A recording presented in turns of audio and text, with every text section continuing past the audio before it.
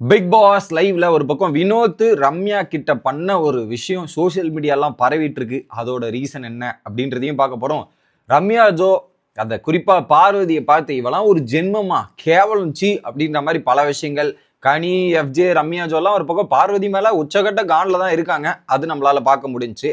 அடுத்து லாக்கர் ரூம்ல big pass team போயிட்டு கடைசியில கமருதீன் ஆப் வச்சிருப்பான், ஜஸ்ட் மிஸ்ல தப்பிச்சு எஸ்கேப் ஆயிட்டாங்க. அதுக்கப்புறம் பார்வதி திவாகர் சேர்ந்தா பின்னாடி ஊர்கிழவி வேலைகள் பார்ப்பாங்கல்ல, அந்த சில வேலைகளையும் பார்த்துட்டு இருந்தாங்க. இது எல்லாத்தையுமே டீட்டெயிலாக பார்த்துடலாம். வணக்கம் மக்களே, நேஷனல் உட்ஸ்ல இருந்து உங்கள் மணிவண்ணன். சேனலுக்கு புதுசாக இருந்தீங்கன்னா சப்ஸ்கிரைப் பண்ணிடுங்க. வீடியோ பார்க்குற அனைவருமே மறக்காம லைக் பண்ணிட்டு வீடியோ பாருங்க.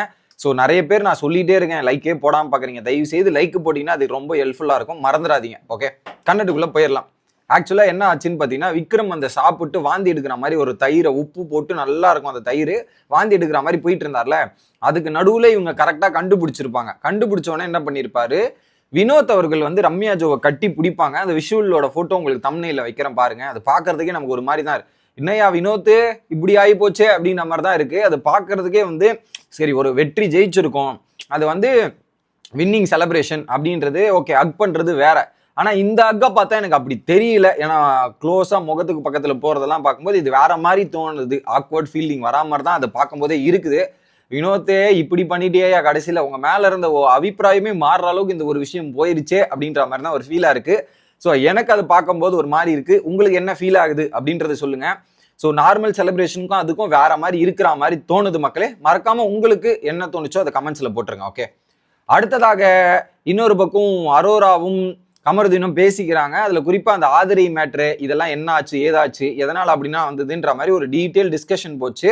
அதுல குறிப்பா நான் ஏன் உங்ககிட்ட வந்து அந்த ஆதிரை மேட்ரு சொன்னேன்னா, ஒயில் கார்டு வந்து ஏதாவது சொல்றதுக்கு முன்னாடி நானே சொல்லிடுவேன், அதுக்கப்புறம் நீ வேற மாதிரி ரியாக்ட் பண்ணிட்டா என்ன, அதனாலதான் நான் உங்ககிட்ட வந்து சொல்லிட்டேன்ற மாதிரி அவங்களுக்குள்ள ஒரு நல்ல அண்டர்ஸ்டாண்டிங் ஆகிறத பார்க்க முடிஞ்சு. அதுலயும் குறிப்பா அரோரா வந்து கமருதீனுக்கு ஒரு சில நல்ல ஆக்டிவிட்டிஸ் சொல்லி கொடுக்குறாங்க. டென்ஷன் ஆகாத, ரியாக்ட் பண்ணாதன்ற மாதிரி நல்ல விஷயத்த சொல்லி கொடுக்குற மாதிரி தான் நான் பாக்குறேன். பட் அரோரா இன்னொரு சைடு இருக்கு, அதை விட்டுருங்க. பட் இங்க அரோரா கொடுக்குற விஷயம் வந்து கமருதீனுக்கு தேவைப்படுற விஷயமா இருந்ததுல ரொம்ப சூப்பர். ஓகே, அடுத்ததாக விக்ரம் அவர்கள் ஒரு பிளான் பண்ற, நம்ம ஒரு 1000 பாயிண்ட் இருக்கு, சூப்பர் டிலக்ஸ் நமக்கு விட்டு கொடுத்துருக்காங்க ஒரு பாயிண்ட். ஸோ நம்ம அந்த பாயிண்ட்டை வந்து டேலி பண்ணணும், அவங்களுக்கு ஒரு 200 பாயிண்ட் அது கொடுக்கலாமே அப்படின்ற மாதிரி பிரவீன்ராஜ் கிட்டையும் துஷார் கிட்டையும் டிஸ்கஸ் பண்றாங்க. அப்ப என்ன பண்றாரு துஷார் வந்து இல்ல வேணாம், பிக் பாஸ் சொல்லியிருக்காரு, இதெல்லாம் பண்ணியிருக்காரு, திரும்ப போய் அப்படி பண்ண வேண்டாம் அப்படின்ற மாதிரி ஒரு பக்கம் அவர் சொன்னோன்னே பிரவீன்ராஜன் எப்படியாவது கொடுத்துருணுன்ற மாதிரி முயற்சி பண்ணி டிஸ்கஸ் பண்ணிட்டு இருக்காங்க. இப்படி டிஸ்கஸ் பண்ற டைம்ல தான் ஒரு பக்கம் வெளியே உட்காந்துட்டு பார்வதியும் திவாகரும் புரளி பேசும் வேலையை ஆரம்பிச்சிட்டாங்க. அதுல குறிப்பா வந்து சாப்பாட்டுல வந்து தண்ணி ஊத்திட்டால வியானா, அதுல வந்து ப்ரொவிஷன்ஸை பத்தி டிஸ்கஷன் போது இந்த ப்ரொவிஷன் ஏன் அவன் ரொம்ப மிச்சம் பண்றான்னு தெரியல, கொஞ்சம் சிக்கனமா செயல்படுத்திட்டு கொஞ்சம் நிறைய போட்டு பண்ணி கொடுத்தாதான் என்ன, எனக்கு சமைக்க தெரியாது, இல்லைன்னா நம்ம ஏதாவது பெருசா போய் அட்வைஸ் பண்ணலான்னு பார்த்தேன், தெரியாதுன்றதால நம்ம அடக்கி வாசிக்கிறேன்ற மாதிரி பார்வதி அக்காவோட டைலாக். தெரிஞ்சு போய் பண்ணிருந்தீங்கன்னு வச்சுக்கங்க வேற மாதிரி. பேசாம நீங்க அவ்வளவு கஷ்டப்படுறீங்க, நீங்க பேசாம வந்து கிச்சன்ல போயிட்டு ஒரு சமையல் செஃபா மாறிட்டீங்கன்னா உங்களுக்கு தெரியல யாருக்கு யாருக்கு என்ன பண்ணணும், இதெல்லாம் பண்ணணும்ட்டு. எனக்கு தெரிஞ்சு பார்வதி ஒரு நாள் தூக்கி அந்த இதுல போட்டு விட்டா இன்னும் சூப்பரா இன்ட்ரெஸ்டிங்கான கண்டென்ட்லாம் வரும்னு நினைக்கிறேன். பார்ப்போம். அடுத்து இந்த வீட்லயே ஒஸ்ட் கேரக்டர்ஸ் யாருன்ற மாதிரி ரேட்டிங் போட சொல்றாங்க, கேட்குறாங்க பார்வதி.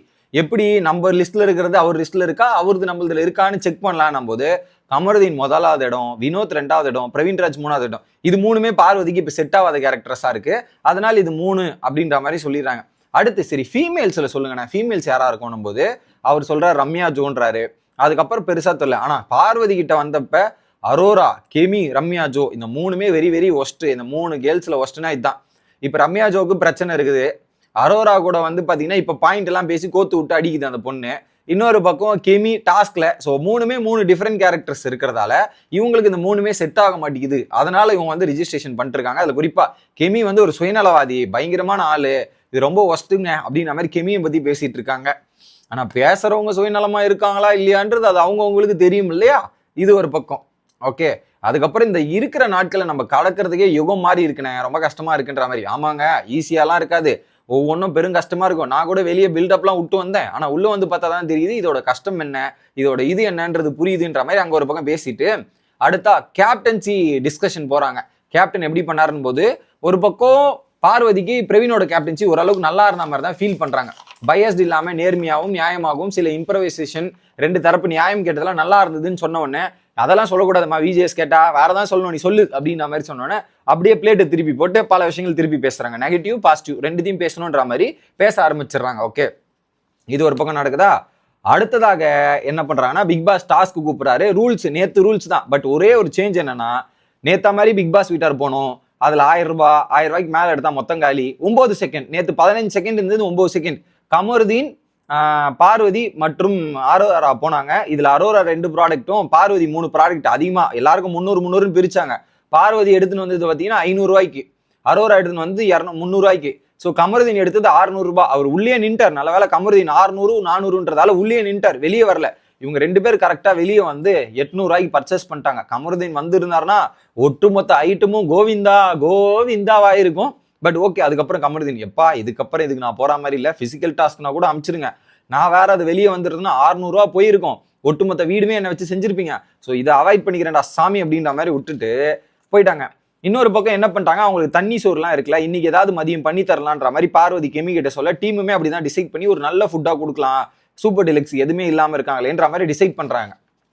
அப்புறம் உள்ள அப்படியே பெட்ரூம்ல கனெக்ட் பண்ணீங்கன்னு வச்சுங்க, சூப்பர் டிலக்ஸ்ல கனி, பார்வதி, இன்னொருத்தர் இது எஃப்ஜே பேசிட்டு இருக்கும்போது யார் யார் போனாங்கன்னு இவருமே இருக்காரு, சபரியும் இருக்காரு. அப்ப என்ன சொல்றாங்க, பார்வதி தான் போய் எடுத்துட்டு வந்துட்டா, கொஞ்சம் இதுவாயிடுச்சுன்னும் போது உடனே கனி ஃப்ரூட் சாப்பிட்டு செஞ்சு சாப்பிடலான்னு அதுக்கு தான் சீன் போட்டிருக்காளான்ற மாதிரி இவங்க பேச, உடனே எஃப்ஜே எனக்கு மற்றவங்க சாப்பிட்றதுலாம் கூட பரவாயில்ல, ஆனா பாரு சாப்பிட்றது தான் காண்டாகுது கடுப்பாகுதுன்னு. ஏன்டா சாப்பிட்றது கூடலேயே காண்டாவாங்களாடா, புரியல எனக்கு. அவங்களும் ஒரு வீட்டில் ஒரு கண்டஸ்டன்ட் சாப்பிட்றதுலேயே கடுப்பாகிறான்னு, அப்போ நீங்கள் எவ்வளோ காண்டில் இருக்கீங்கன்றது மட்டும் தெரியுது எஃப்ஜே அந்த பொண்ணு மேலே அப்படின்றது நம்ம புரியுது. அடுத்து ரம்யா வந்து சொல்கிறேன், எவ்வளோ கேவலமான புத்திடா அவளுக்கு, எவ்வளோ கேவலமான புத்தி. ஒருத்தன் கஷ்டத்தில் இருக்கிறத பார்த்து சிரிக்கிறது எப்படி தான் சிரிப்பி வருது, இதெல்லாம் ரொம்ப ரொம்ப ஒஸ்ட்டுடான்ற மாதிரி பார்வதியை பற்றி பேசுகிறாங்க. கரெக்ட் தான், கஷ்டத்தில் இருக்கும்போது ஏன் தான் அப்படி சிரிப்பு வருதுன்னும் போது அது பார்க்குறவங்களுக்கு எப்படி இருக்கும், எந்த ஒரு ஃபீல் இருக்கும்ன்றது, அந்த ஒரு விஷயத்த வந்து நான் அக்செப்ட் பண்ணிக்கிறேன். ரம்யா ஜோ சொன்ன அந்த ஒரு பாயிண்ட் அக்செப்ட் பண்ணிக்கிறேன். ஓகே, அடுத்து கமருதீன் எடுத்துட்டு வந்திருக்கணும், எடுத்து வந்திருந்தேன்னா வேற மாதிரி இருந்திருக்கும், நல்லா இருக்கும், பார்க்கறதுக்கு ஜாலியா இருந்திருக்கும்ன்ற மாதிரி ரசிச்சு சிரிக்கலாம், சூப்பரா இருந்திருக்கும் அப்படின்ற மாதிரி ஒரு பக்கம் கனி வந்து சிரிக்கிறாங்க. அவங்களுக்கு சாப்பாடு ஃபுட் ஐட்டம்லாம் இருக்காத போனோம், அப்பதான் நம்ம ரசிச்சு சிரிச்சு என்ஜாய் பண்ண முடியுன்ற மாதிரியும் பேசிட்டு இருக்காங்க. சூப்பரா பண்றீங்க கனி மேடம், சூப்பர். அப்புறம் தான் ரம்யா ஜோட ஹைலைட்டான சீன், சுபிக்ஷாவை எவ்வளவு கழுவி ஊத்திருக்கா, திரும்ப திரும்ப அவகிட்டயே வந்து சிரிச்சு பேசுறா. இவெல்லாம் ஒரு ஜென்மமா, பார்வதி அவளை கழுவி ஊத்துனாங்களே போன வாரம் பாசம் ஏமாத்துறதுலாம், இவெல்லாம் ஒரு ஜென்மமா, புரியலையே எனக்கு இதெல்லாம், சே அப்படின்ற மாதிரி, இவெல்லாம் ஒரு ஜென்மம், இவெல்லாம் ஒரு பொம்பளை சேன்னு அப்படின்ற மாதிரி காரி துப்புறாங்க அந்த இடத்துல. Very very worst behaviour Ramya Joe. இதுதான் சொன்னேன், ரம்யா ஜோ வாயை திறந்தா பல விஷயங்கள் அப்படியே கொட்டுன்னு கொட்டோன்னால அதான் எப்படி கொட்டுது பாத்தீங்களா. ஒரு பக்கம் எப்படி கமருதீன் வாயிலிருந்து வார்த்தைகள் வருமோ அதே மாதிரி ரம்யா ஜோ ட்ரிகர் ஆயிட்டாங்கன்னா வாயிலிருந்து வர வார்த்தைகள் கேளுங்க, பொன்மொழிகள் வரை வந்துட்டே இருக்கு. வெரி வெரி ஒஸ்ட் இந்த இடத்துல ரம்யா ஜோ. என்ன ஜென்மம், பொம்பளையா இதெல்லாம், எங்கேயோ வந்து இதெல்லாம் வந்து எங்க சொல்ற, இந்த மாதிரி ஜென்மத்தை நான் இந்த இதுலயே பார்த்தது இல்லை, அந்த அளவுக்கு மோசமா இருக்குது. இவெல்லாம் மனுஷியான்ற அளவுக்கு பேசுறாங்க, துப்பிட்டாங்க, சேன்ட்டாங்க, எல்லாமே பண்ணிட்டாங்க. என்னத்த சொல்றதுன்ற மாதிரி ரொம்ப காண்டில் இருக்காங்க போல இருக்கு ரம்யா ஜோ பார்வதி மேல அப்படின்றது மட்டும் கிளியர் கட்டா தெரியுது.